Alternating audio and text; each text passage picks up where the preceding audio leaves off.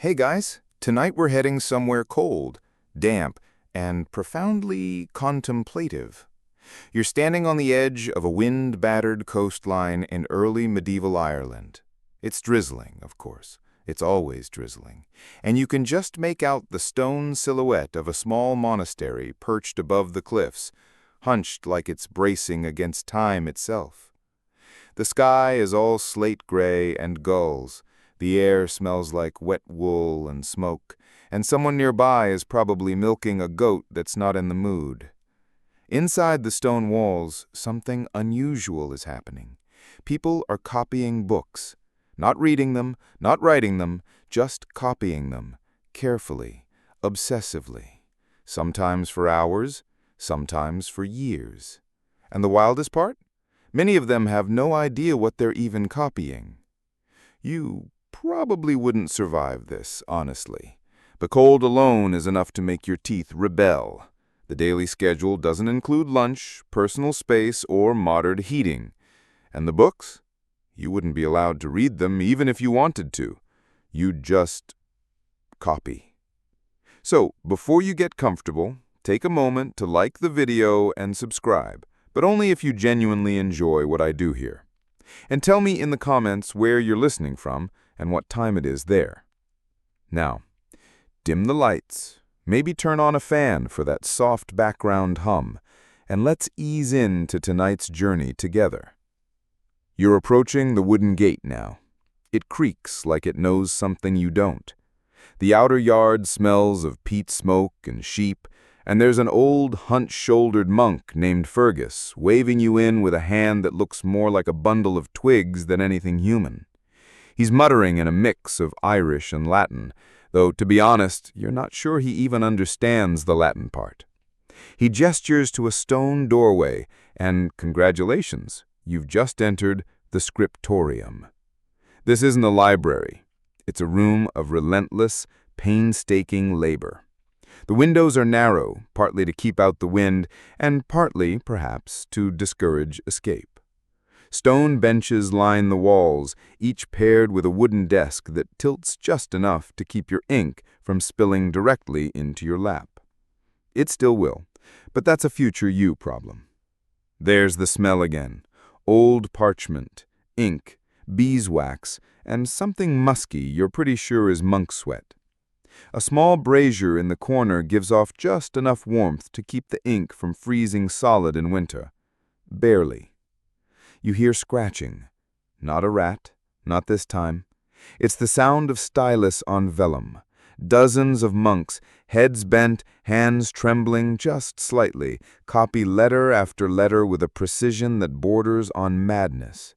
One of them sneezes and has to start an entire page over. No pressure. And the kicker? Most of them don't actually speak the Latin they're copying. They've memorized the forms of the letters, not the meaning.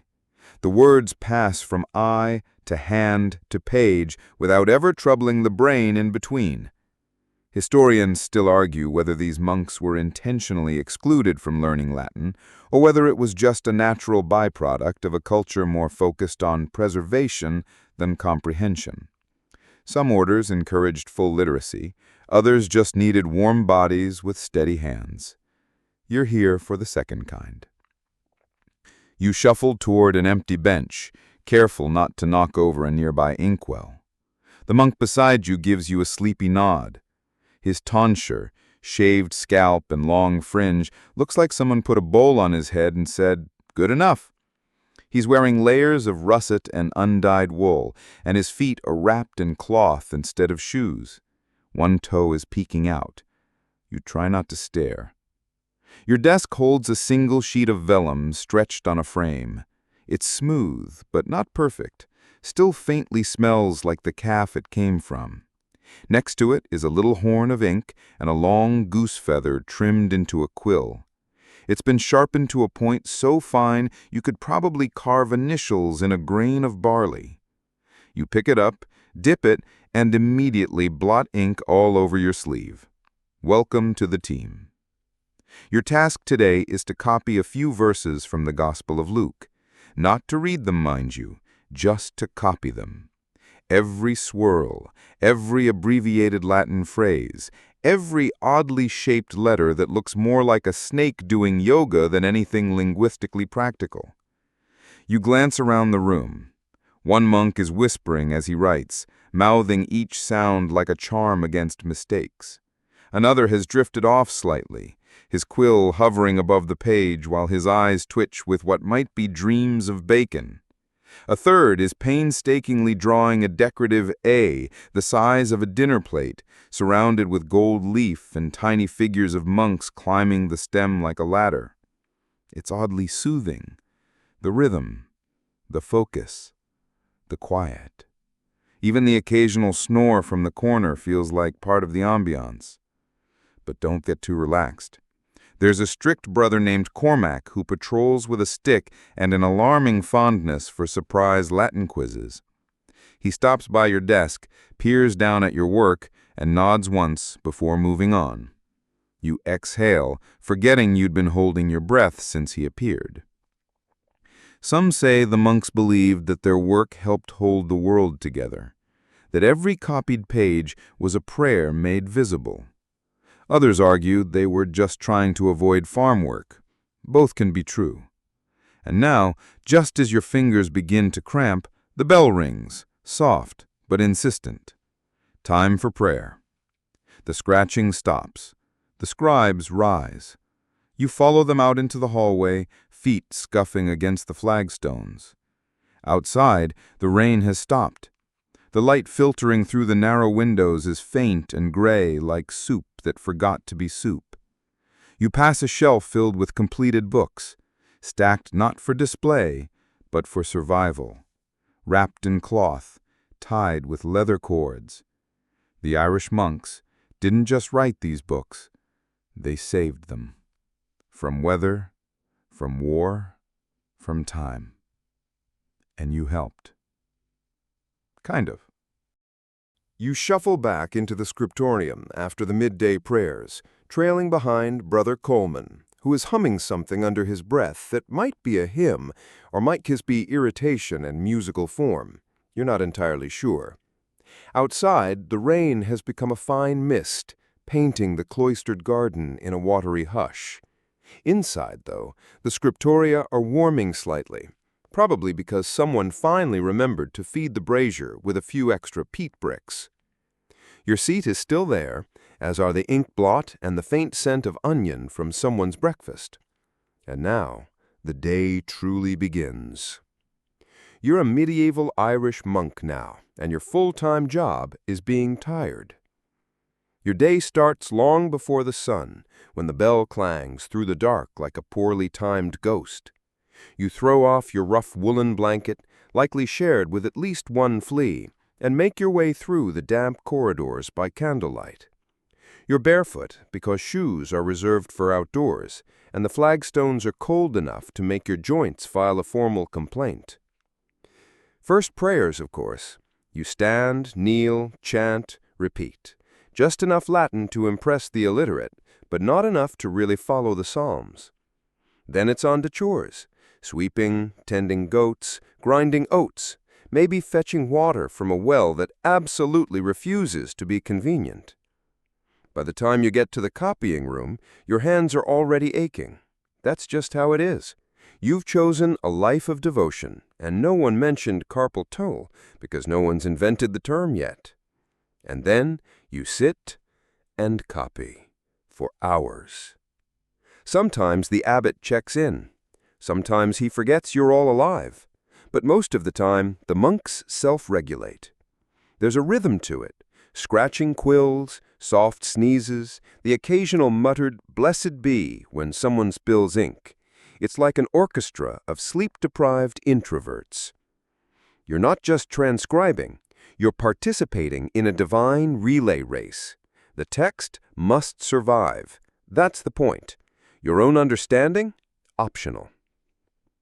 There's a scroll pinned on the wall above your bench. It reads in a lopsided hand, "Silentium est oratio." Silence is prayer.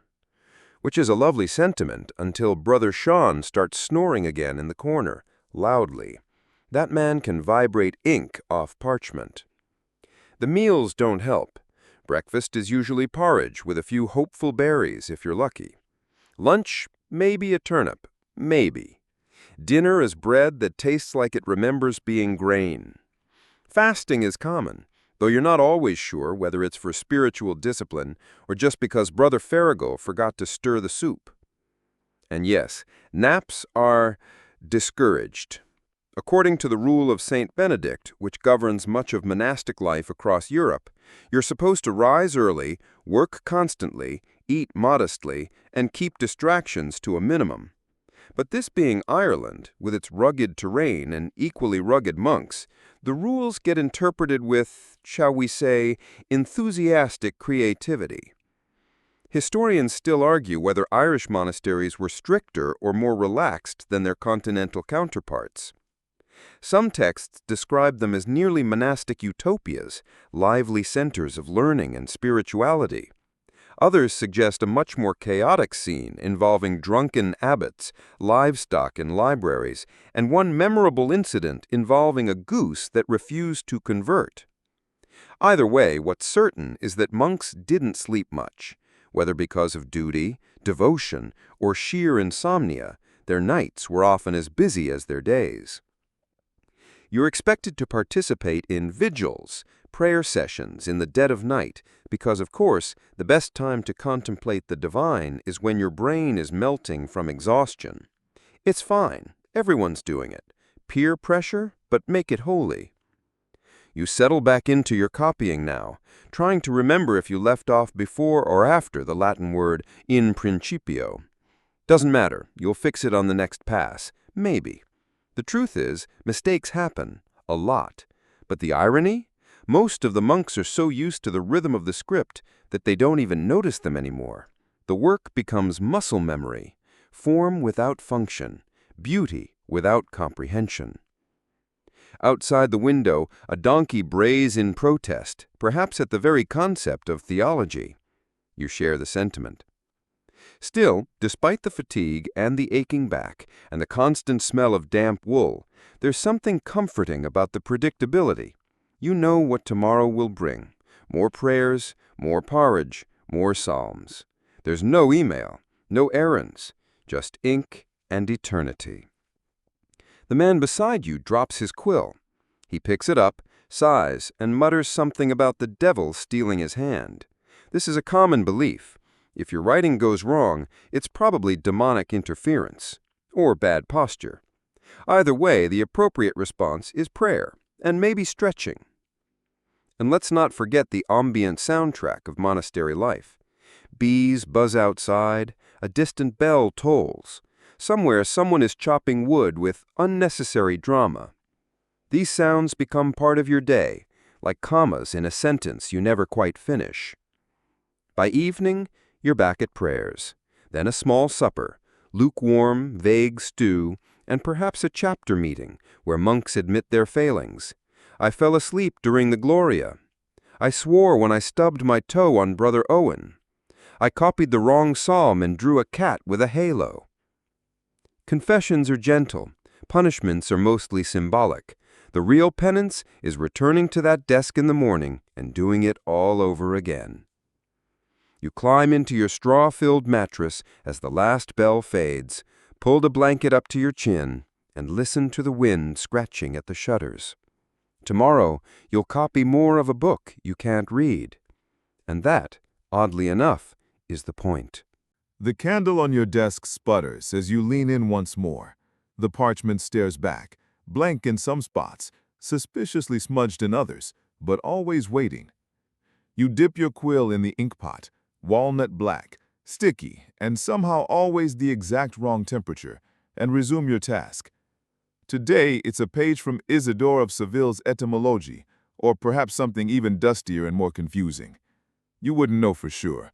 You can't read Latin with ease, barely at all.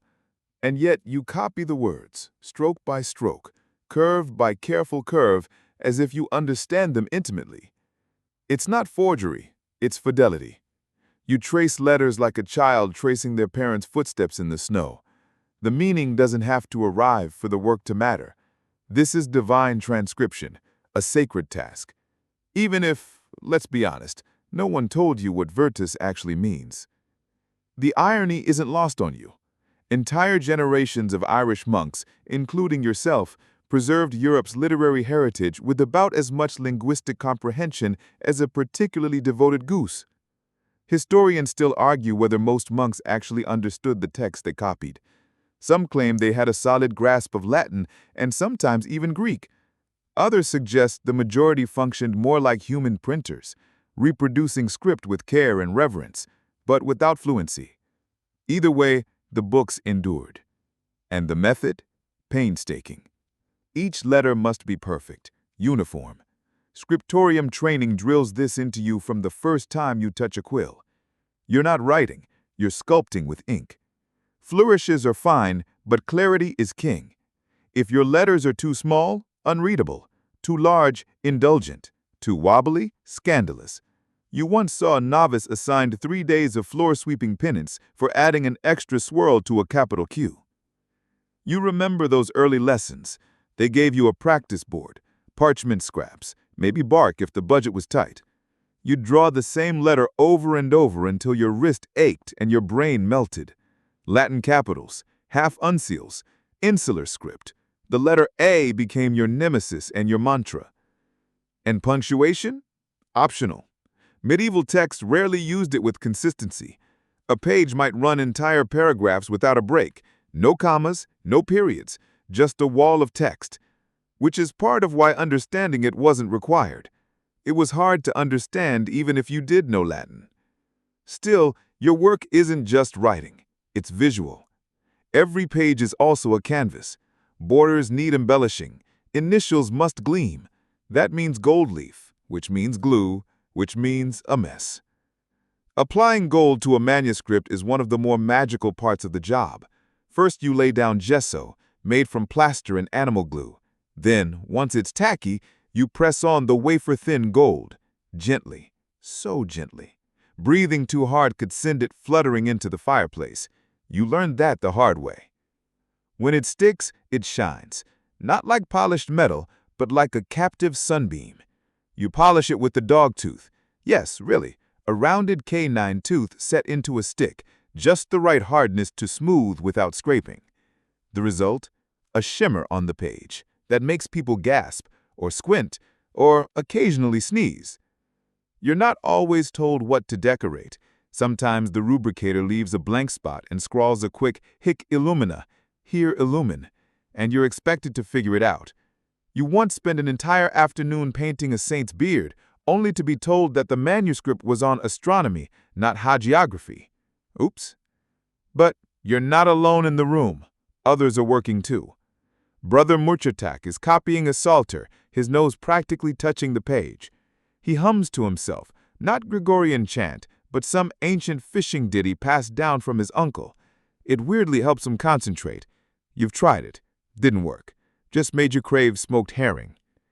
Sister Dervla, visiting from a nearby convent, sits with a pile of parchment that looks like it was chewed by cows before being scraped and reused.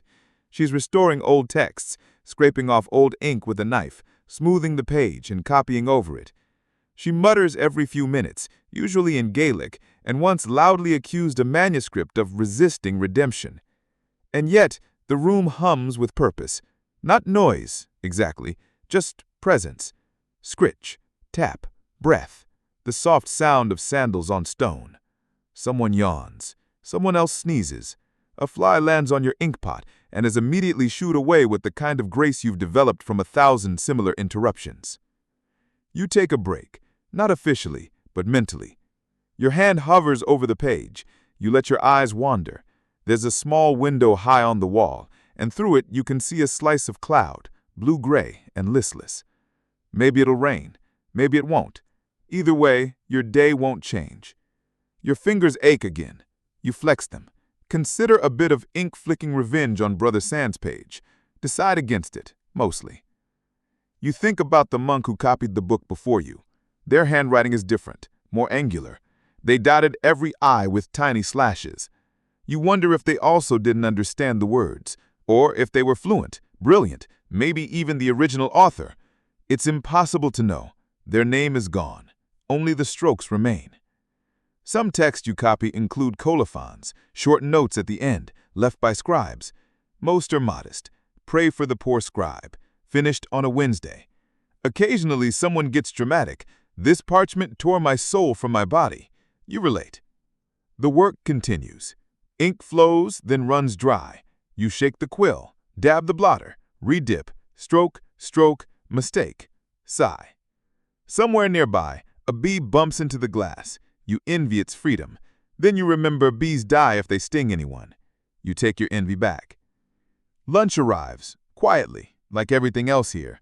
A ladle of barley soup and a hunk of rye bread, both delivered by a novice with the enthusiasm of a damp cloth. Still, you eat it, and you're grateful, sort of. The Abbey believes that humility lives in repetition, that repetition brings closeness to God. You're not sure that's true, but you do know this. Even if the meaning escapes you, the motion doesn't.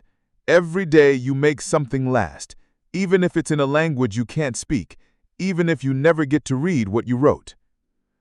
The bell rings, faint and hollow, and you realize you've been copying the same word for 5 lines. You blink, refocus, and see it. Verbum, verbum, verbum. The word, over and over, until it no longer looks like a word at all, just squiggles, like a worm crawling across the page. You sigh and dip your quill again. This is what happens when your mind wanders, and today your mind is particularly unruly. Maybe it's the weather. It's warm, not hot, just that kind of Irish warmth that makes the stone walls sweat and the parchment curl ever so slightly at the corners. Outside, you hear the soft rustling of the wind playing with rushes in the courtyard. You wonder, as you often do, whether the other monasteries have better ventilation. Then you remember Clonmacnoise, where a friend once claimed he copied a whole psalter during a rat infestation. He swore the rats nibbled through his ink sticks. They preferred red, he said. Good taste, really. And you laugh, quietly, of course. The abbot is not fond of idle mirth. But the memory lingers, and your pen shakes just a little as you try not to smile too hard. You glance over at the novice beside you. He's new, barely 15 maybe, and clearly suffering. His ink has smudged into a purple bruise on his sleeve, and his margin lines wander like a lost sheep. He catches your eye and mouths, "How do you spell Pharisee?" You shrug, then write it in your palm and flash it to him under the table. He nods like you've handed him a map to buried treasure. See, not everything you do is incomprehensible. Some of it is community. Historians still argue whether scriptoria like yours functioned more like factories or study halls. Was it just copying, rote labor, or was there room for discussion, teaching, and the occasional coffee break, or its 8th century barley water equivalent? There are signs of both. Marginalia often reveal playful drawings, cryptic prayers, or annoyed complaints about cold fingers and tight deadlines. People were still people, even when buried under parchment. You shift your weight and roll your shoulder. Long hours at the desk gives you what Brother Aidan calls monk's hunch. He claims his left shoulder is now permanently higher than the right, and he walks like a sack of apples rolling down a hill. He says it proudly. To break the monotony, you sometimes entertain yourself by imagining who might read your work in the future. A nobleman, sitting by firelight with a finger tracing your careful script. A merchant, hunched over the book during a storm, pretending he understands Latin. A king, a heretic, a child, someone who will look at the gold in your capitals and think, yes, someone loved this line. Or maybe the book ends up in a crate, buried in peat, only to be discovered 1,000 years later by someone with gloves, tweezers, and too many opinions. You chuckle again. You've drawn a tiny dragon in the margin, again. This one has wings shaped like oak leaves and a long, absurd tongue that curls all the way down to the footnote. No one will notice. probably. The dragon's chasing a snail, because why not? Monks drew stranger things. One manuscript features a knight jousting with a snail the size of a goat. Another shows rabbits attacking a castle. Historians still debate the meaning of these images. Were they allegories, visual jokes, tiny acts of rebellion in otherwise rigid texts? Maybe they were just bored. You stretch again. Your lower back pops. A small miracle. You glance out the narrow window. The day hasn't changed. Clouds drift slowly.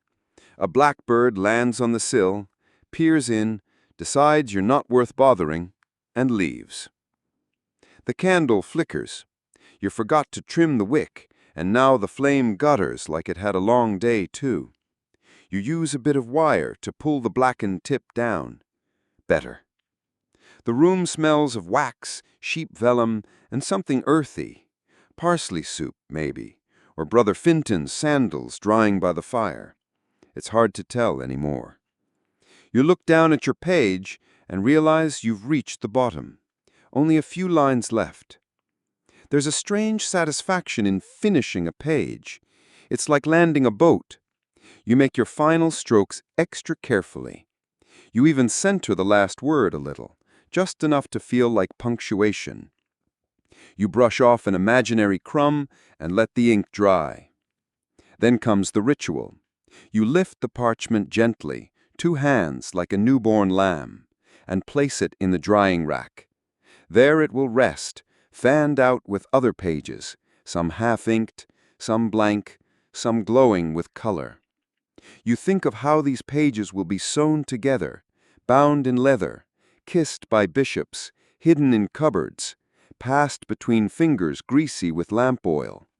It's not just paper, it's continuity. You return to your bench and pull a new sheet from the stack. It's uneven, thicker at one edge. You turn it over. A scar runs diagonally across the middle. Must have been a rougher part of the hide. You like these ones. They feel alive. You smooth them down and take a breath. Another candle flickers on. Someone sneezes. The bee is back. And you start again. The parchment crackles faintly under your palm as you anchor the new sheet to your desk. It smells fresh, not fresh like spring meadows and poetic metaphors, but fresh like scraped leather, lime water, and elbow grease.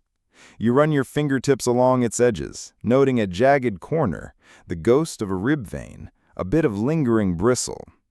There's an old joke Brother Ronan likes to tell. This cow was a scholar. And honestly, some days it feels true.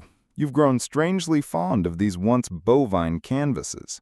Some sheets are placid and smooth. Others seem to fight you with every letter, soaking in ink like gossip at the evening meal. Today's page is compliant. Not too absorbent, not too rough. The Goldilocks of vellum. You trace faint guidelines with a stylus, working left to right with a ruler of polished bone. Perfect lines. Or close enough. You hum as you work, something tuneless and slow. No one bothers to tell you to stop. It's not technically singing, and it helps keep your pace.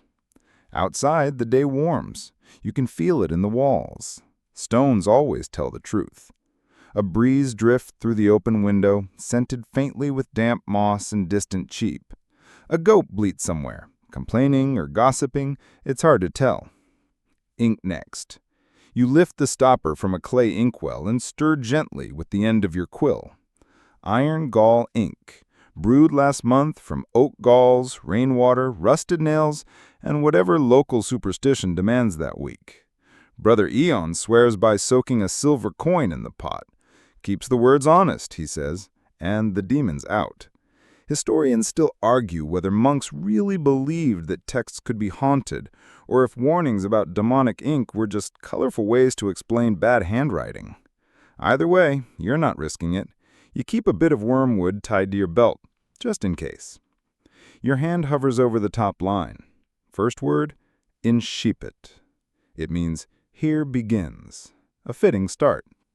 The first letters are always the trickiest. You want to balance beauty with legibility, tradition with your own flair. Today you choose an enlarged I, stretching it tall like a bishop's crozier. You'll color it later, maybe teal with little knotwork spirals, possibly a rabbit in the tail, if you're feeling mischievous. The letters follow slowly. You whisper them as you write, not because you need to, but because it feels right, like casting a spell. Your wrist moves in arcs and ticks, rhythmic, slow. You've done this so often that the shapes happen almost without thought. And yet you must concentrate. Drift too far into habit and you'll misspell something important. There's nothing worse than copying a holy verse and realizing halfway down the page you've omitted a verb and doomed an entire village to doctrinal confusion. You once left out not in a commandment. Brother Samus still won't let you live it down. You pause to sharpen your quill with a small penknife. You slice the nib at a slight angle and test it on scrap. Just right. The shavings curl like ribbons, and you flick them into the brazier nearby, watching them vanish with a soft hiss. In the back of the scriptorium, you hear muffled laughter. Someone's dropped their inkpot. Again. A small scuffle ensues. The abbot clears his throat, a sharp note of disapproval. Silence returns. Your eyes drift to the margins of your current page, still empty, for now. Later you'll fill them. Not with commentary, at least not today, but with little echoes of the text. A fish, maybe, next to the miracle of loaves. A ladder climbing toward the verse about Jacob's dream. Nothing too dramatic, just little hints for those who glance, not read. Some monks hide tiny riddles in the margins. Others doodle monks doodling monks. Your favorite? A sleepy scribe curled up under a giant G, snoring with his tongue out. A confession or a prophecy, you're not sure. A fly lands near your inkpot. You swat gently and miss. The fly lives on. It does a lap around your candle and buzzes indignantly. You suspect it believes it's the supervisor. The hours drift. Your world becomes the curve of a letter, the breath between syllables. Time shrinks and stretches in peculiar ways here. Sometimes it crawls.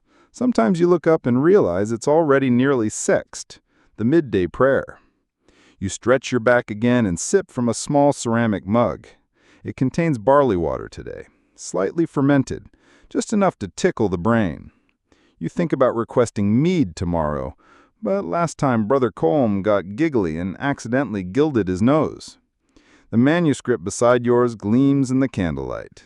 It's an older one, full of swirling reds and deep lapis blues. The blues are rare, ground from imported stones, lapis lazuli from far-off lands. You've only ever used it once. Brother Eon calls it heaven's ink. You believe him. Some historians claim blue was reserved for the most sacred texts. Others argue it depended on who could afford it. Still others suggest monks just really like the color. You're partial to green yourself. But then again, you're not copying Revelations today. A cough echoes behind you. Someone's burnt the porridge again. The smell snakes its way into the scriptorium, warm and slightly acrid. You're not even mad. It beats wet sheep. You return to your line. One more phrase to finish the page. And there, just as your quill lifts from the last letter, your elbow knocks the inkpot. You freeze. It wobbles. It tilts. It spills. A black puddle blooms across the desk. You leap into action. Parchment up, cloth down, breath held. Damage is contained. Mostly. The edge of your page is smudged, just a little. But still, a sigh escapes you like a prayer. Brother Ronan looks over. He raises one eyebrow. Then he smiles and says, "It's a sign the Holy Spirit approved." You both laugh, gently. Not too loud.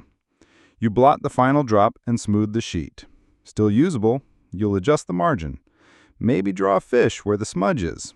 Maybe not. You breathe in the warm air. You exhale. You dip the quill again and keep writing.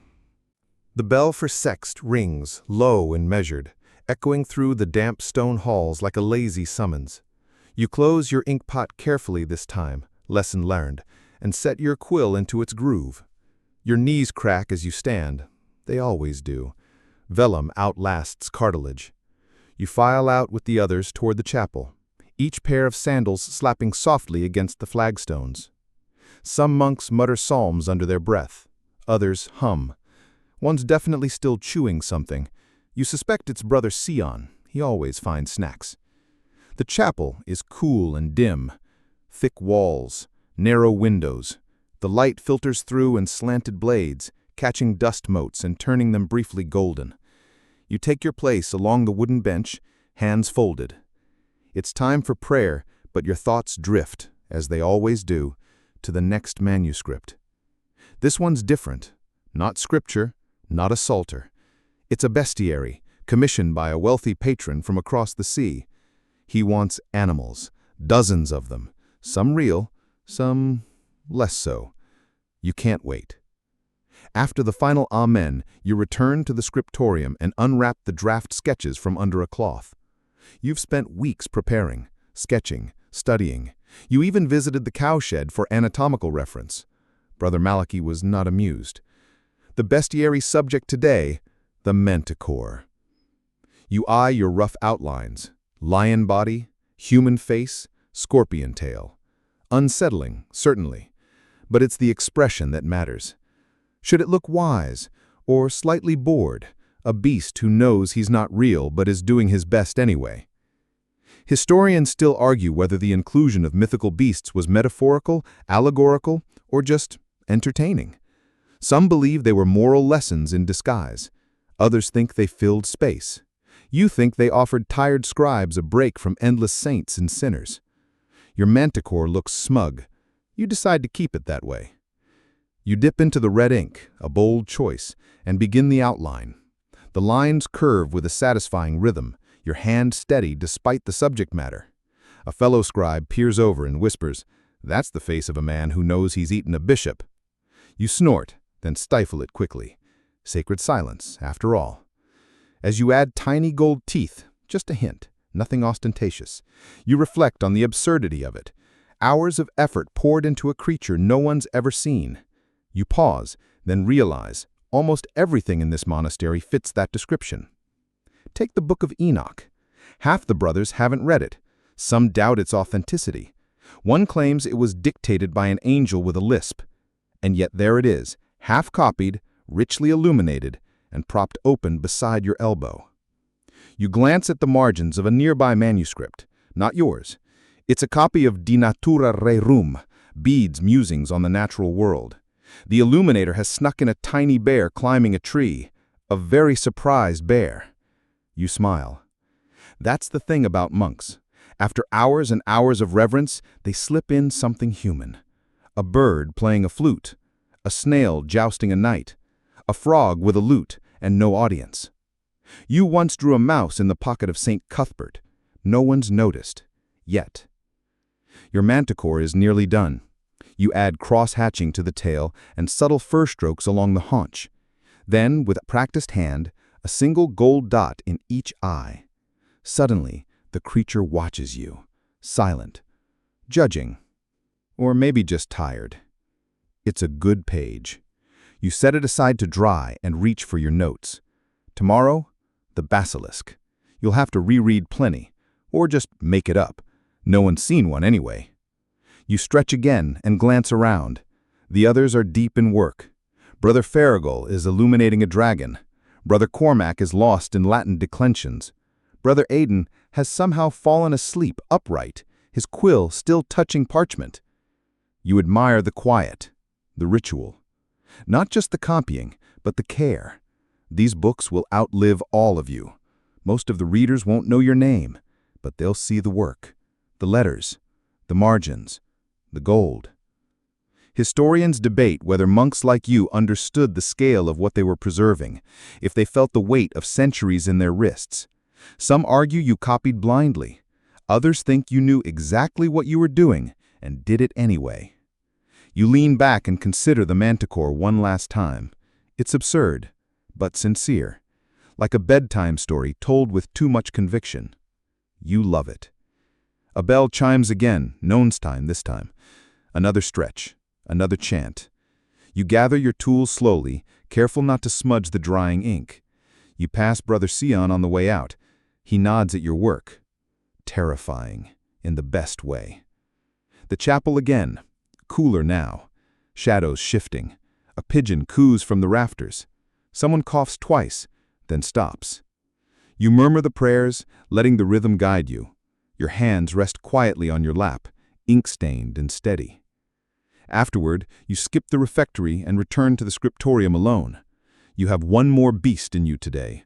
Maybe the bonacon, a ridiculous creature. Hair like an ox, horns like a bull, and, when threatened, it releases noxious fumes. Perfect bedtime company.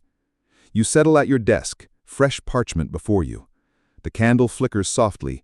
Outside, you hear wind through the cloister.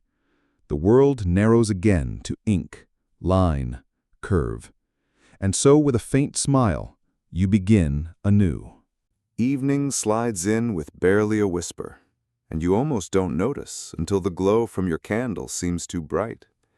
The light outside fades, washing the stone walls in lavender and blue, soft as a bruise. Vespers is coming. The day has been long, but you're not quite ready to stop. You carefully blow out the candle, shielding it with one ink-stained palm. Smoke curls lazily into the air, and you fan it away with a scrap of parchment already too smeared for use. The bonacon turned out ridiculous, in the best possible way. You gave him a slightly embarrassed expression. Nobody likes being remembered for their flatulence. The other monks shuffle back in for final check-ins before the evening meal, some carrying their day's work like proud offerings. A few pages of gospel here, a fresh index of saints there. Brother Siamus appears with a whole stack of text columns, all flawless except for a long smudge where his elbow must have dragged. He doesn't notice yet. You say nothing. He'll find it when he tries to illuminate St. Jerome's foot and realizes Jerome is missing one. You slip out before the others, winding through the cloister in the cooling air. You love this hour. Everything's quieter, slower. The monastery sighs like a creature settling into sleep. The herbs in the courtyard garden give off a sleepy sort of sweetness. Chamomile, lavender, the clinging scent of sage. You pass a low bench where someone's left a half-eaten oatcake. Tempting, but you learned your lesson after that incident with the bees. You find your way to the side chamber where loose manuscripts and unfinished copies are stored. It's rarely locked. After all, who would steal a half-written sermon on the Book of Tobit? Inside it smells of paper, wax, and very faint mildew. You like it. Feels like time is stacked in piles around you. You pull out a peculiar volume. No title, no author. The script is heavy and strange. Definitely not Latin, not Gaelic either. Possibly Greek, but it drifts, morphs.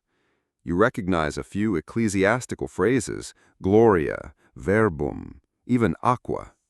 But in between them are symbols you can't read. Slashes, circles, characters that look almost like runes, but looped and delicate, like someone tried to make language look like embroidery. Historians still argue whether some of these unreadable books were actual foreign texts, encoded devotional works, or elaborate forgeries made by monks trying to impress rich nobles. The more skeptical among you suggest they were aesthetic nonsense, made to look holy but hollow inside.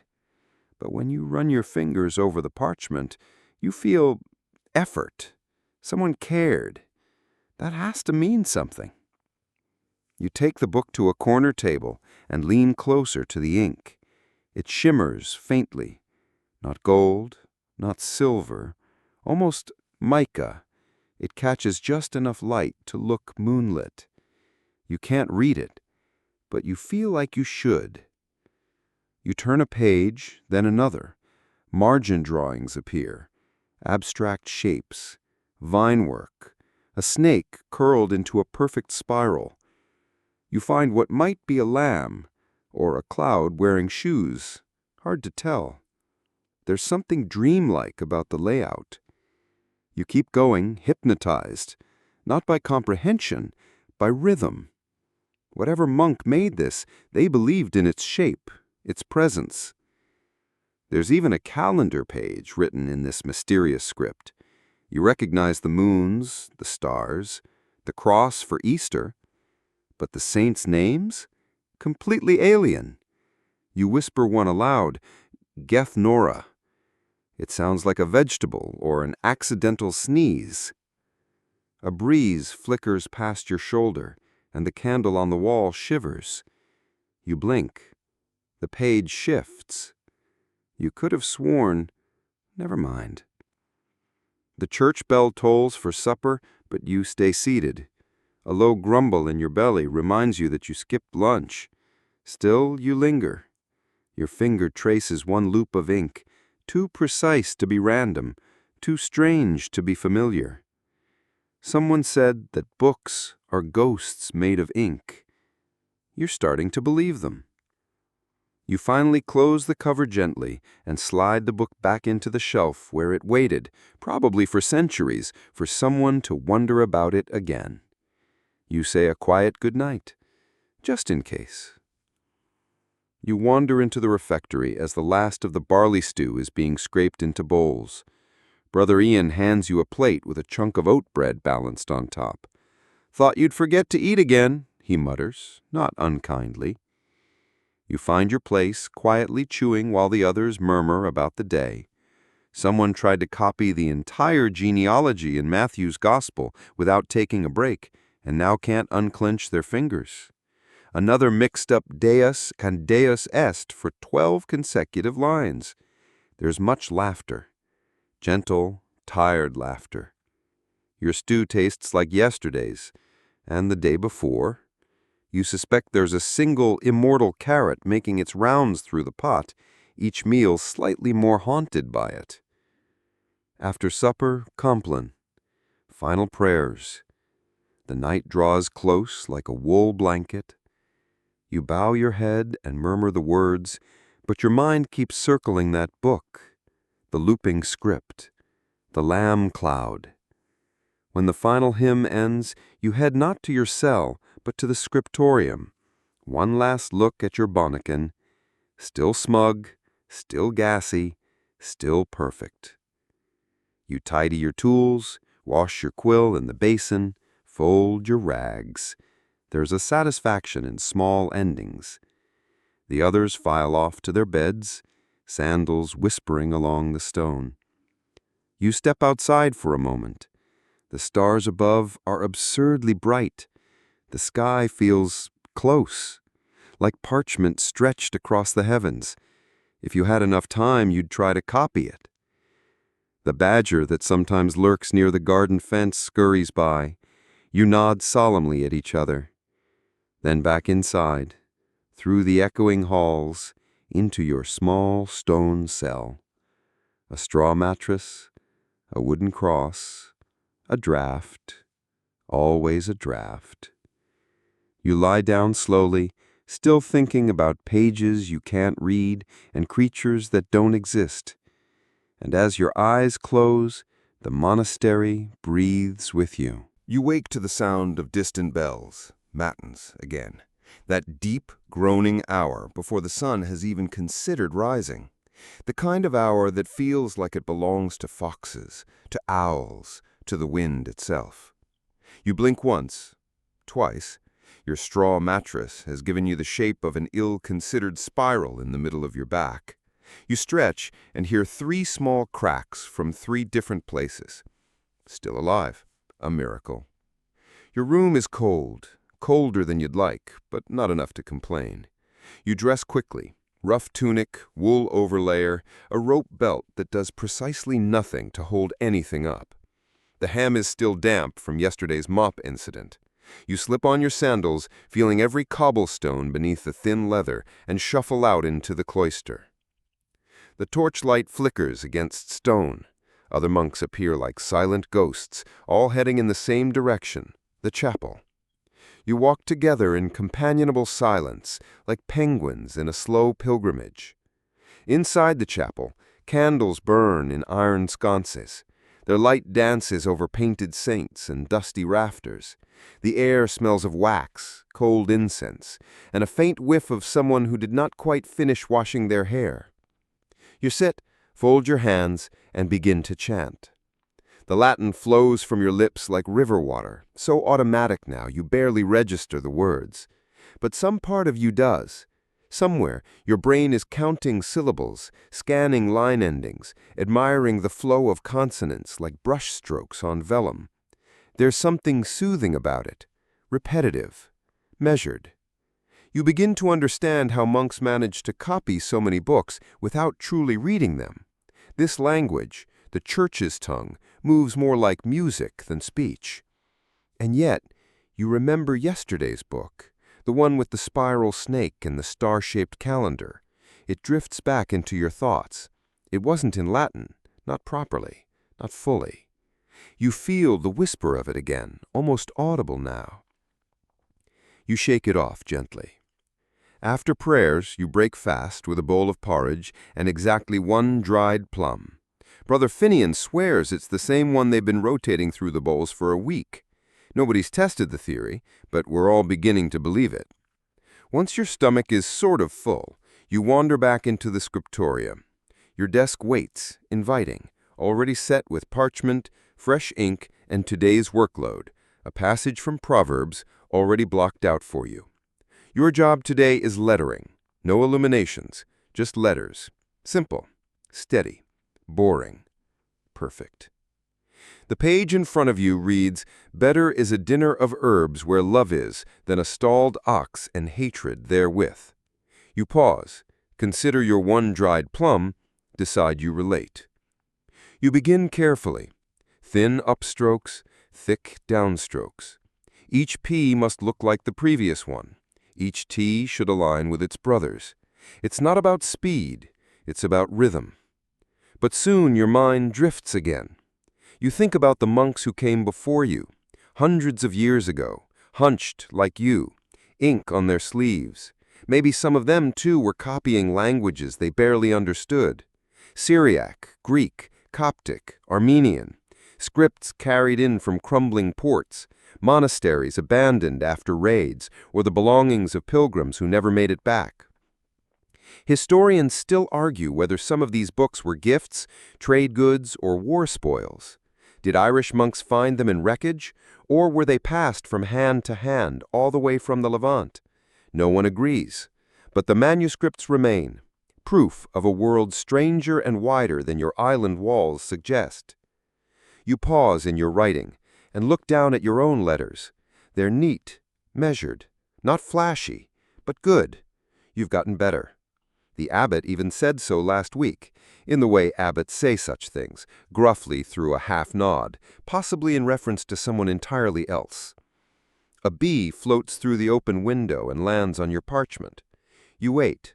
It washes its face with its tiny legs, walks in a circle, and takes off again. You watch it leave and whisper, "Better than me at mornings," under your breath. Around midday, a visiting monk from another abbey arrives. He's older, wiry, and wears a cloak that looks suspiciously like it was once a curtain. He carries a satchel of bound folios, loose texts, unfinished works, and one wrapped bundle that he doesn't immediately open. Everyone's curious, but monks are not known for subtlety. So instead of asking outright, we all hover in the background like candle smoke.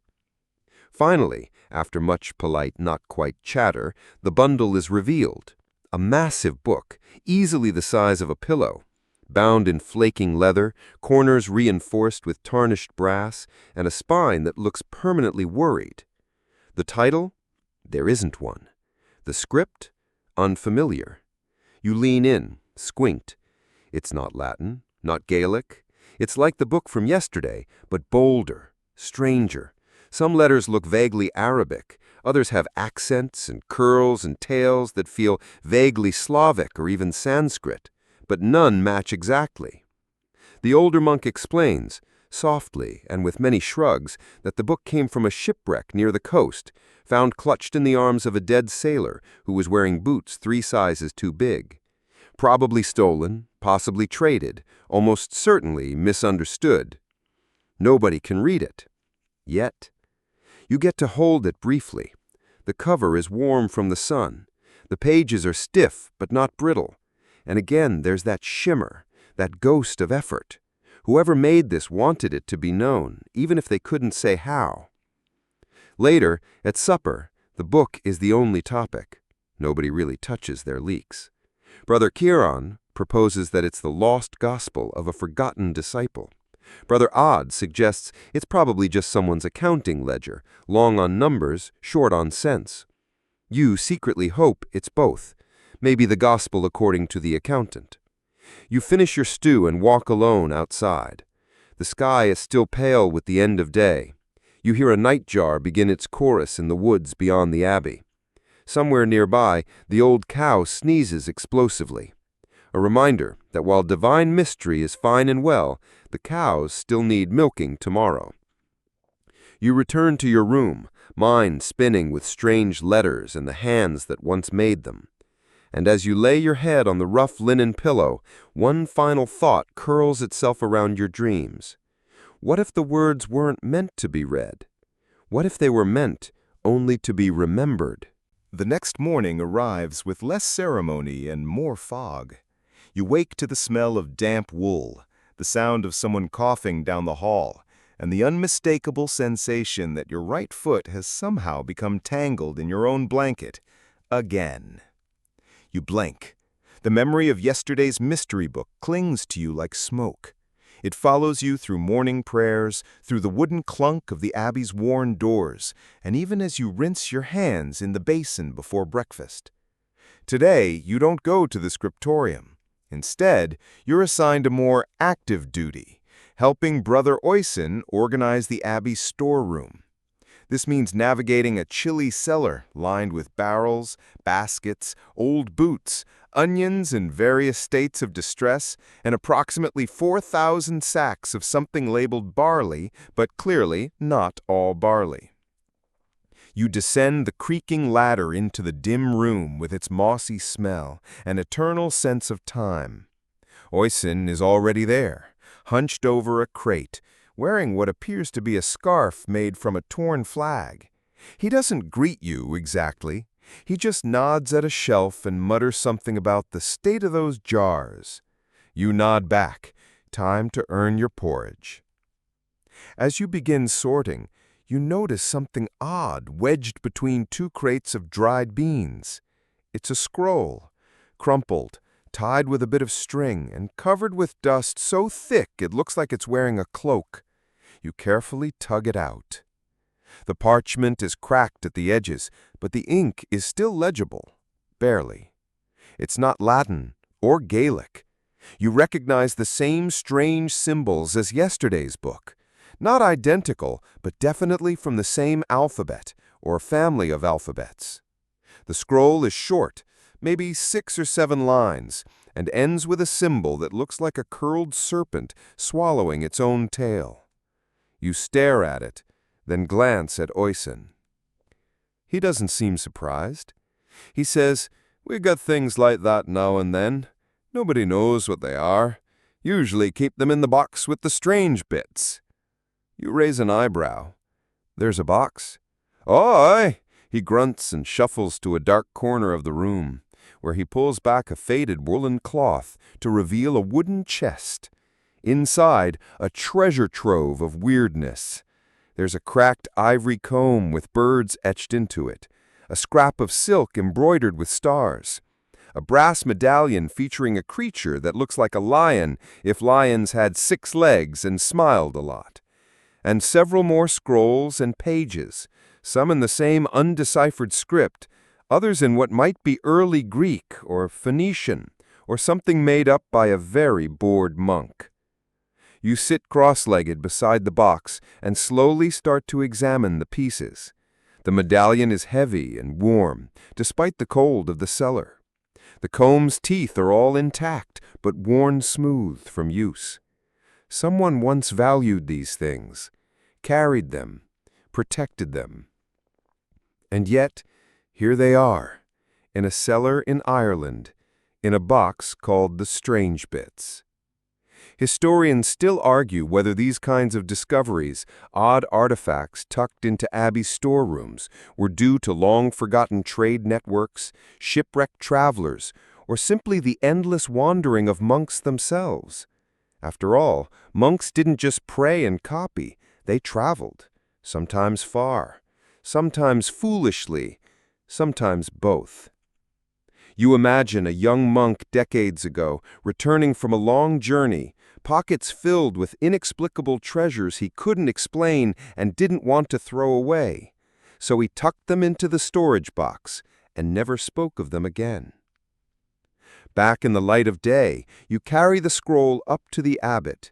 He examines it closely, sniffing once, as abbots are known to do when confronted with uncertainty. "Where did you find this?" You explain. He nods, sighs, sets it gently on a shelf near the altar. Another riddle. May it keep quiet company with the others. You don't press further. Instead, you ask something that's been whispering in the back of your mind for days. Why do we keep copying books we can't read? The abbot looks at you for a long moment, as if weighing something heavier than just the scroll in question. Then he says, "Because it matters that they're still here." He doesn't elaborate, but you get it. That afternoon, you return to your own copy desk and find your regular Latin pages waiting. The same verses, the same margins, but your hands move with new intention, not just to transcribe, but to preserve, to carry something forward, even if it isn't yours. Somewhere in the middle of your page, you add a tiny mark, a barely visible flourish, just for yourself. Not enough to ruin the text, but enough to say, "I was here." You're not the only one. That evening during supper, Brother Eamon shares that he once saw a book in Armagh Abbey that had a line of Greek in the margins, just one line, glossed over in Latin by every monk since, but always recopied faithfully. "Do you know what it said?" you ask. He shakes his head. "No, but the scribe drew a smiley face next to it." You both laugh, quietly, as one does when surrounded by hungry, tired monks in close quarters. Later, as you walk in the cloister, the wind picks up. It snakes through the arches like a whispered phrase. You tilt your head, half listening, half hoping. It sounds like the same rhythm as the unreadable scroll. Maybe that's all language is: pattern, movement, an invitation. You pass the chapel, see candlelight still glowing through the windows. Someone's working late, maybe finishing a text, maybe starting one, maybe trying to decode a script none of us will ever understand, but still worth trying. The world is full of things that aren't for you to read, but are yours to carry. And tonight, you feel a little less tired because of that. The rain arrives the next day, soft and steady. It taps against the shutters like an old friend who doesn't want to come inside, but also won't go away. You're grateful for it. The world feels quieter when it rains. Even the cows in the fields seem less argumentative. You sit in the scriptorium, not yet working, just watching the droplets bead on the glass and slide down in crooked little races. Someone's placed a bowl beneath a leak in the corner, and the slow plip, plip, plip has become the day's unofficial soundtrack. Your manuscript lies open in front of you, your own work from weeks ago. You've been asked to review it before it's sent for binding. There's a satisfaction in seeing the full arc of your efforts, the ordered columns, the illuminated initials, the margin notes you wish were better centered. It's not perfect, but it's yours. The parchment smells faintly of salt and age. Your ink has mellowed from fresh black to a soft brown, like coffee left too long on the stove. You run your fingers over the dry vellum. Smooth, but with the occasional wrinkle or bump, like skin with stories. Next to your manuscript sits a small bookmark, a feather someone tied with red thread. No one's claimed it. You decide it's yours now. A little gift from the monastery's mysterious system of shared ownership. Brother Amen appears beside you, holding a worn bundle wrapped in waxed cloth. "Found something odd in the back of the library," he says. "I thought you might like it." Inside the bundle, a page, just one, torn from something larger. The script isn't Irish, not Latin either. It's the same strange style again, looped and curled and faintly musical, like someone wrote down the shapes of bird calls. This one includes a drawing, a rough sketch of a man wearing what looks like a fur cloak, standing beside what might be a tree, or a tower, or maybe just a badly drawn hat stand. It's hard to say, but something about the posture feels dignified. "Any ideas?" Amen asks. You shake your head. "I think we've found the literary equivalent of mumbling." Still, you're drawn to the page. You examine the lines, noticing faint pinpricks along the margins, evidence of layout planning. Someone took care with this, maybe not recently, but once, long ago. Historians still argue whether such pages were trade goods, remnants from traveling scholars, or simply the scraps of larger works lost to fire, water, or neglect. Whatever the origin, they hint at a world much larger than your little Irish scriptorium. You imagine the original writer. Perhaps he sat under a tree, humming as he scribbled this text, unaware that centuries later, someone in a very damp Irish monastery would stare at his doodles and try to make sense of them. You tape the page to the wall near your desk, with permission. It's a reminder, an open question with no pressure to answer. Later, during your break, you walk past the cloister garden. The rain has turned the moss on the stones electric green. Bees hum somewhere under the eaves, taking shelter and gossiping in their tiny way. You duck into the refectory, where Brother Seamus is doing what he calls cursive experiments, trying to invent a faster way to write without sacrificing legibility. His latest attempt looks like someone sneezed onto a page mid-sentence. You don't say this out loud. He's proud of it. "I call it the running script," he says, holding it up.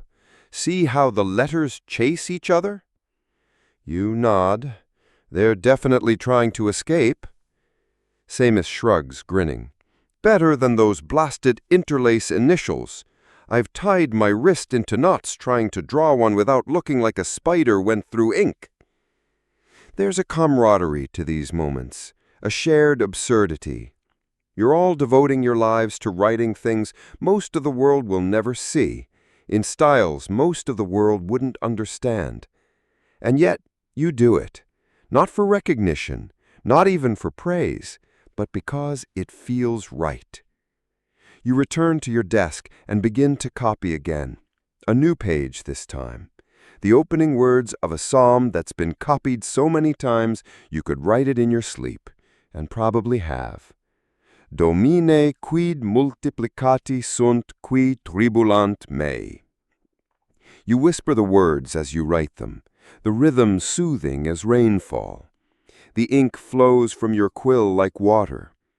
You notice again the strange way the ink pools differently on certain stretches of vellum, depending on the hide it came from. Each page its own little creature. Somewhere down the corridor, someone is singing very badly. You smile. The Abbey is full of music, whether you want it or not. Later that night, you can't sleep, not from worry, just from thoughts that won't sit still. You light your candle and look again at the mysterious page. The man in the sketch seems almost to nod at you. The loops of his language still defy you, but not in a cruel way, more like a puzzle that doesn't mind waiting. You think about the rain, about the rain hundreds of years ago, the rain that may have fallen the day this page was drawn. The same sound, the same rhythm. Maybe someone else stared at these same lines, wondering if they were wasting their time. They weren't. Neither are you. Because sometimes the work isn't about understanding. It's about holding something for someone else until they're ready to. And maybe, just maybe, you're one of the links in a chain that began long before your monastery had a roof. The next morning, the rain has stopped, leaving everything smelling like stone and grass and stories half told. You wake earlier than usual, stirred by the gentle hush of a monastery coming back to life after a long soak. Outside your narrow window, the sky is the color of oatmeal, and the mist still pearls in the garden paths like forgotten lace. You step into the corridor barefoot, your soles cool against the worn flagstones. Somewhere, someone is already chanting softly, morning prayers weaving through the halls like the thread in a half-finished manuscript. The scriptorium is quiet. Only Brother Eamon is there, poring over a volume that's older than most of the furniture. He nods when you enter, but doesn't speak. You settle at your desk, stretch your fingers, and dip your quill in ink with the small ceremony that has become as familiar as breathing. Your task today is different. You've been assigned a bilingual page, Latin on one side, Irish on the other. A glossed manuscript, they call it. The idea is to help monks learn their Latin while staying rooted in their native tongue. It's a thoughtful thing, really. Scholarly compassion carved into vellum. And it's not easy. The Irish gloss, written in red ink, curves along the margins like ivy on a church wall. Tiny letters, neat but full of flourishes, full of personality. It's the work of a monk with strong opinions and a slightly mischievous sense of wordplay. You respect him already. Your job is to copy both parts with precision and to not accidentally blend them. You've done that before. Once, you stitched the Latin verb into an Irish sentence, resulting in something that sounded like a drunken goat trying to recite the Psalms. It was corrected, of course, but not before the abbot nearly sprained an eyebrow, trying not to laugh. You focus now. The Latin flows smoothly, but the Irish gives you pause.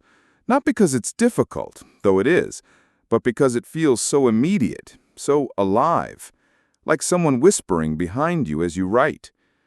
Historians still argue whether glossed manuscripts were more common in Irish monasteries than elsewhere in Europe, or if the Irish monks simply decorated them more creatively, making them more likely to survive.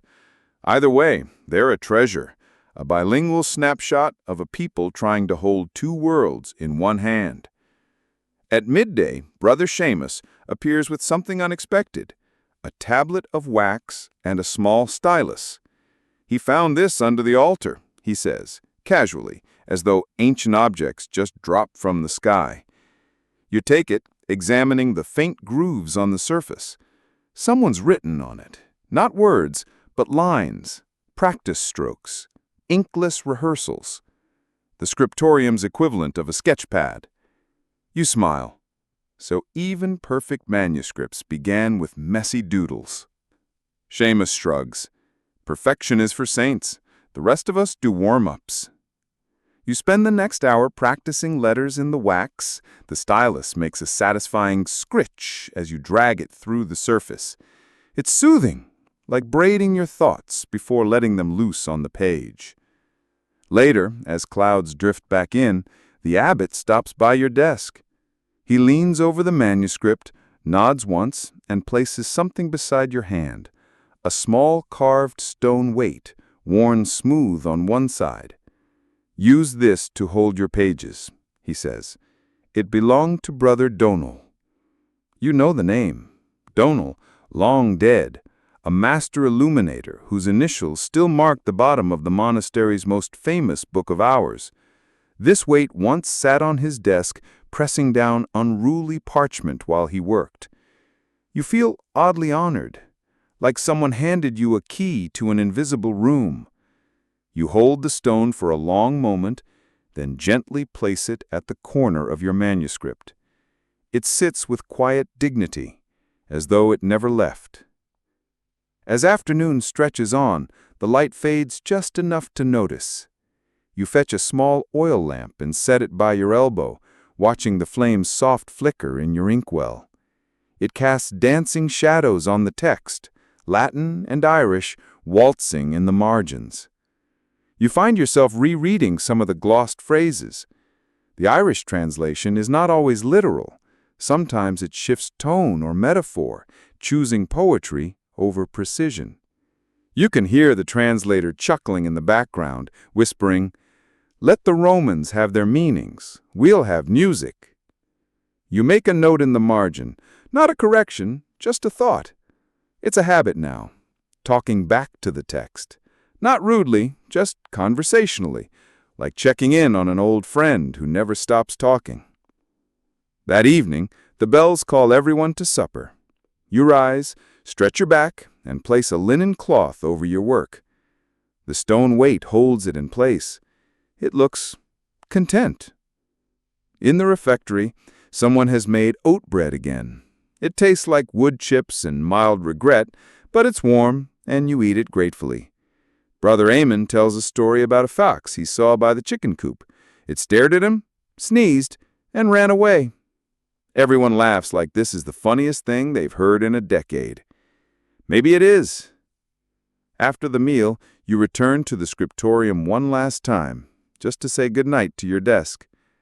A faint breeze drifts through the shutter. The air smells of ash and ink and mint from the garden. You press a palm to the page you worked on, then whisper goodnight to the words. Both languages. They don't answer, of course, but they don't need to. They've waited centuries already. They can wait one more night. The next day arrives quiet and damp again, the fog hugging the cloister walks like a sleepy cat. You sit on the chapel steps before prime, cradling a warm mug of barley tea. The cup is chipped, the tea is terrible, but both feel right in your hands. There's a rhythm to life here, a steady pulse wrapped in bells and breath. Time isn't a tyrant in this place, it's a companion. You rise when it calls, you rest when it fades. You write when the light is good, and pray when your back begs for mercy. Today the abbot has tasked you with helping Brother Ciaran sort through the archives. The word archives makes it sound grander than it is. In reality, it's a storage room tucked behind the old sacristy, smelling of mildew, cedar chips, and ambition. Boxes upon boxes of half-finished texts, fragmented scrolls, and bundled scraps of parchment crowd the narrow space. Some are tied with twine, some are wrapped in linen. One is sealed with what looks suspiciously like candle wax pressed with someone's thumbprint. Ciaran, wearing a cloak far too large for his wiry frame, explains that most of these were abandoned projects. The monks who started them either died, left, or lost interest. Happens to the best of us, he says, pulling out a box labeled simply, "Birds." Inside are dozens of illustrated fragments.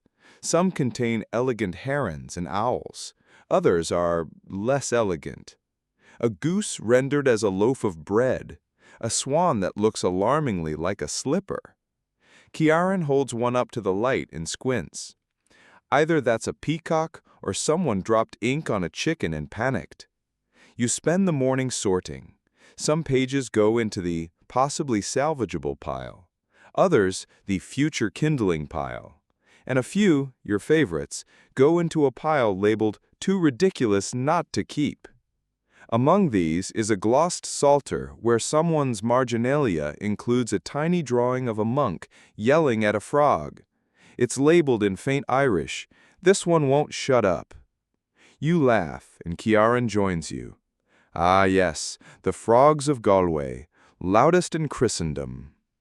By midday your fingers are dusty and your throat tastes like the inside of a vellum pouch. But you've unearthed something remarkable, a bound but unfinished manuscript filled with both Greek and Latin phrases. Interspersed among them are old Irish notes, some of which are poetic, others downright silly. One phrase stands out, written in a fine but erratic hand. The Greeks loved their logic, the Irish loved their metaphors.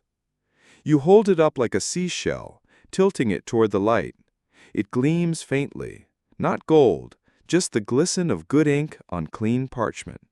But it feels like treasure. Ciaran sees your expression. "That one?" he asks. "Oh yes, that was Brother Mael Isa's attempt at a multilingual bestiary. He never finished, claimed he had a dream about a flaming sheep and took it as a sign to stop." Historians still debate whether multilingual bestiaries were actually meant for education or if they served a more devotional symbolic purpose. Some argue they were simply the medieval equivalent of a nature documentary scribbled in 3 tongues and illuminated by someone with access to far too much saffron pigment. Either way, it's magnificent. That evening you bring a few pages back to your desk. With the abbot's permission, you begin the slow process of recopying one, carefully preserving both the structure and the weird charm of the original. The creature on this page is a lynx, or maybe a cat with attitude.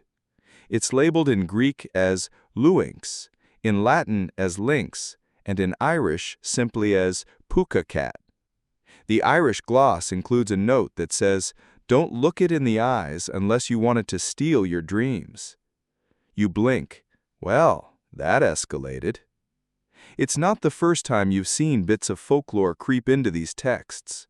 Some monks believed in accuracy, others believed in seasoning the truth with a little local spice. The result? Manuscripts where unicorns are real, but lemons are suspect. You pause to rest your wrist. The oil lamp flickers gently, casting warm light over your workspace. In the shadows, the lynx cat seems to grin. You imagine the monk who drew it, elbow deep in ink and whimsy, bored with copying another dry list of reptiles, deciding instead to have some fun. Perhaps that's the secret most scholars miss. These books weren't made by perfect machines of holy precision. They were crafted by tired men with cold feet and wry humor, by people who sometimes spelled things wrong, or doodled in the margins, or added a frog with a tiny crown because no one said they couldn't.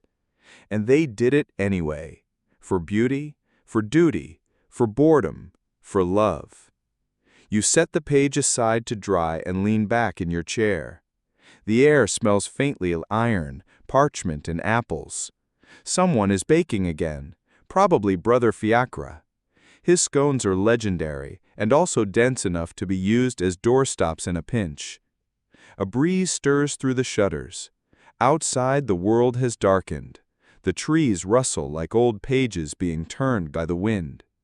And you, surrounded by books written in tongues you barely understand, begin to feel oddly fluent in something else entirely. The rhythm of the work, the heartbeat of history, the whisper of stories waiting to be told again. You wake to the faint sound of quills scratching parchment, tiny, rhythmic, like insects in the walls. It's still dark outside, but the scriptorium glows faintly with lamplight. You must have dozed off at your desk again. Brother Ciaran is already working, hunched like a gargoyle over a chart of liturgical feast days. He glances up and says nothing, just offers a soft grunt that might mean good morning or you snored. You stretch, wincing as your spine pops like a string of rosary beads. Your page from last night sits where you left it, dried now. The lynx cat's eyes catch the candlelight and seem to wink. You shake your head. Definitely time for breakfast. The refectory is quiet, save for the slurp of porridge and the occasional throat clear from Brother Dunshid, who insists on humming between bites. Someone passes a tray of yesterday's oat bread. You take a slice. It tastes like penance. Today's task? Glosses. Glossing is, as Brother Morris once put it, like talking to a book and hoping it answers back. The monks would take a Latin or Greek text, usually the Psalms or a Gospel, and add notes in Old Irish between the lines or along the margins. Sometimes the gloss explained grammar. Sometimes it wandered off into philosophical speculation. Sometimes it just told you what the scribe was thinking about at the time. One famous example, you're told, included a prayer in the margin, begging for more ink and fewer wasps. You sit down beside a heavy manuscript and begin. The Latin is dense but familiar. The Irish gloss is scratchy and faded. Still, you can make out snippets. As the lamb lies down with the lion, followed by, unlikely, but perhaps if the lion is very full. You chuckle. This one might have had a sense of humor. As the hours drift by, you fall into the rhythm again. Read, decipher, translate, gloss. It's a kind of conversation across centuries, the writer whispering, and you listening with your fingertip tracing each curve of each careful letter. You wonder, did they know someone like you would be here someday, reading their margin notes and speculating wildly about what they meant by "do not trust the baker's third son"? Historians still argue whether glossing was a pedagogical tool or a form of meditative writing. Some believe it was the monastic equivalent of note-taking. Others insist it was closer to prayer, thinking out loud on paper. Whatever it was, you find yourself enchanted. You switch to a different manuscript after lunch, this one a collection of legal tracts. Less spiritual, but no less baffling. The Latin is clearer. The glosses are less so. You encounter one that reads simply, "If your neighbor's goat eats your apples, consult the bishop, not the goat." You stare at it. "Practical advice," Kieran offers over your shoulder. "Is that a proverb?" He shrugs. Or maybe the goat was particularly persuasive.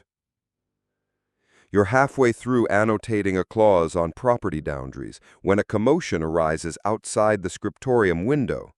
You and Kieran both look up. It's the goose again. The Abbey's one surviving goose, affectionately named Scriptor, has developed a habit of sneaking into the garden and chewing on discarded parchment. Today he's discovered a bundle of practice sheets and is honking triumphantly as he drags them across the grass. Brother Theatra gives chase, waving a spoon and cursing in rhymed couplets. You lean your forehead against the cool window glass, suppressing laughter. Back to work. In the late afternoon, you're assigned to help clean a neglected side room, once used for storing pigments, now full of dried herbs and rolled scrolls of uncertain content. Among them, you find a sheaf of pages written in unfamiliar hand, mixing Latin with strange symbols and illustrations of star patterns. Astrological glosses. You raise an eyebrow. Not exactly orthodox. Kieran joins you and peers over your shoulder. "Ah, the abbot said to keep those in the speculative theology drawer, or burn them. He hasn't decided." Historians still argue whether Irish monasteries integrated pre-Christian beliefs into their scholarship or simply catalogued them out of curiosity. Some monks clearly dabbled in astronomy, or at least stargazing with a poetic twist. You gently roll the pages and tuck them away. Later, over supper, Brother Ammon recites a few lines of Irish verse, softly, between mouthfuls of broth. The wind sings through towers, its voice older than tongues, colder than fire, quieter than prayer. No one claps, but no one has to. The silence that follows is a kind of applause. You return to your desk, lighting a fresh lamp, ink flowing like thought. Your latest gloss is a simple one, a note of clarification about a line in a psalm. But you add something else, a short aside in the margin, just for yourself. Sometimes the wind carries more than air. Sometimes it carries memory. You smile, imagining a future reader finding your words. Maybe they'll puzzle over what you meant by "don't trust the baker's third son." Maybe they'll nod, understanding instantly. Or maybe they'll be too distracted by the goose chewing on the psalter to notice. Either way, you've added your voice. That's what matters. And in the quiet of the abbey, with vellum beneath your hands and candlelight in your eyes, it feels like enough. The moon rises slow and silver behind the abbey towers as the evening chant ends. You stay seated in the chapel a moment longer, listening to the echo fade in the rafters. Just breath now, the faint rustle of robes, the distant call of a night bird. You feel the weight of the day slip from your shoulders like a cloak. You shuffle out last, following the scent of wax and old stone back toward the scriptorium, though there's no obligation to work after Vespers. But something about night makes you curious. The scriptorium is dimmer now, lit only by a few oil lamps left burning for late scribes. You find your desk, your tools, your half-finished page still waiting like a patient companion. The lynx cat is almost complete, just the eyes left to fill with shell gold. You dip the brush and touch it lightly to the vellum. The gold catches the lamplight, winks back at you. Good enough. Outside, the wind picks up. You hear it pass through the Badger Tower with a low, satisfying hum. That tower is older than the abbot, older than anyone living. It's seen more prayers than any man ever could, and still it hums. You begin to tidy your things, but your hand catches on the edge of a loose parchment tucked behind the shelf. Curious, you pull it free. It's a page of marginalia. No main text, just notes and drawings. At the top, a crude but charming sketch of a sheep in spectacles, labeled "The Wise One." Below that, "Today the ink froze. Decided to write anyway. Regret it deeply." Further down, "If this reaches another scribe, know that the goose is not to be trusted." You can't help it. You laugh, quietly, like a heretic in a miracle play. Ciaran passes behind you with a bucket of fresh water. "Found Brother Murktha's page, did you?" You nod. "Was he always like this?" "Mad as a box of frogs," Ciaran says, fondly, "but funny and good with psalms." The page goes back where you found it. Later, just before retiring to your cell, you detour to the library tower. It's drafty and the stairs creak, but the silence feels generous up here. The library is nothing grand, no gilded tomes or marble busts, just rows of shelves, rough benches, and books with cracked leather bindings. You pull one from the stack, a copy of Boethius's Consolation of Philosophy, with notes in Irish and Latin both. The glosses argue with the text, sidestep it, sometimes even improve it. One margin simply reads, "Yes, but only if you ignore experience." You smile. Philosophy aside, this is how these monks spoke to time, through notes, layers of thought, questions asked sideways. Historians still argue whether the glossing tradition was meant for teaching, private reflection, or even veiled dissent. Some claim it preserved ancient wisdom under layers of pious text. Others think the monks just needed to process what they read, like anyone else does. You replace the book and run your fingers along the shelf's edge. Dust, warm wood, the scent of dry vellum. The abbey bell tolls once, Compline complete. Officially, the day ends now. You make your way to your cell, passing a cracked window where cold night air seeps in. The wind is stronger now, and you can hear it whispering through the tower vents, like it's saying something in a language just on the edge of understanding. Your cell is small, bare stone, A narrow wooden bed, a woolen blanket, one unlit lamp.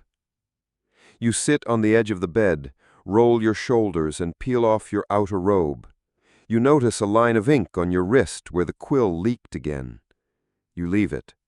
Let the ink stay. Before you lie down, you trace your finger across the plaster wall where some long-ago monk carved a single line, "Write not for praise, but to remember." You whisper it once aloud like a bedtime prayer. Lying back, you let the weight of the blanket settle over you. You hear the last clicks of sandals in the hallway, a door creaking shut, then nothing but the slow exhale of the abbey. Somewhere, the Badger Tower hums again, catching a final draft of night breeze.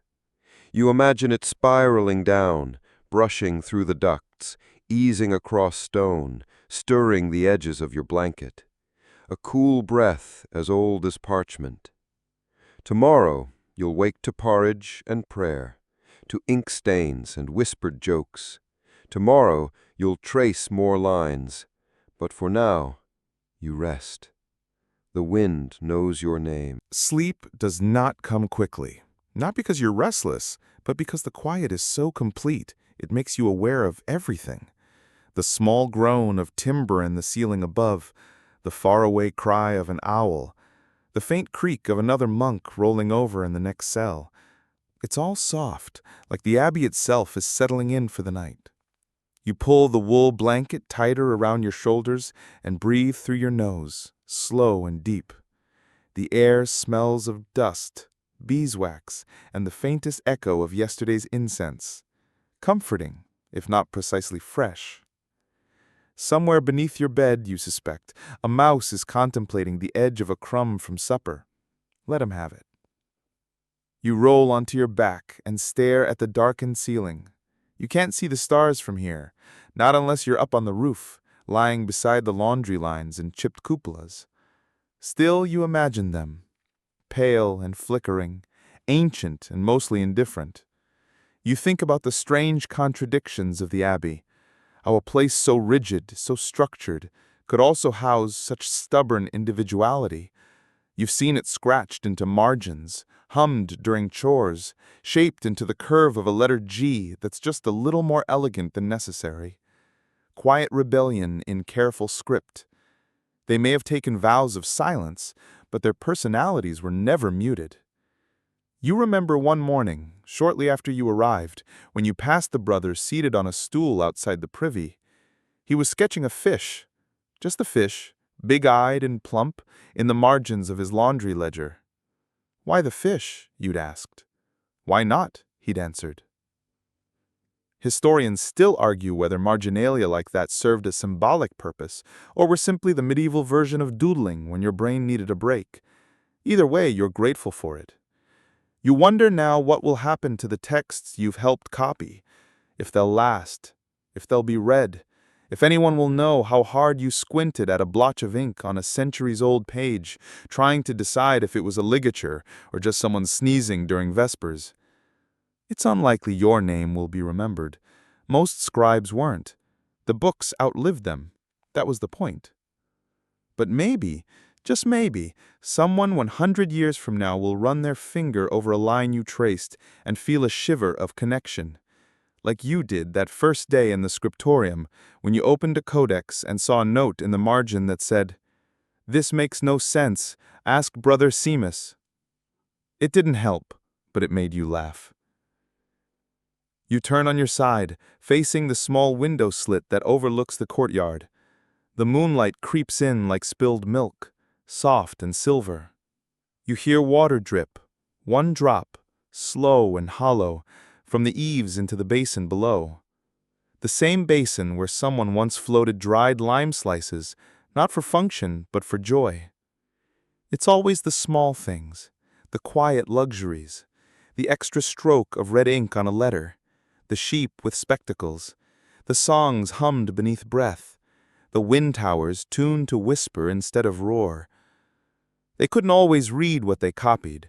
Some had little Latin, less Greek, but they traced the words anyway, passed them forward, carried meaning they didn't fully grasp, like someone passing water along a fire line, not needing to see the blaze to know it matters.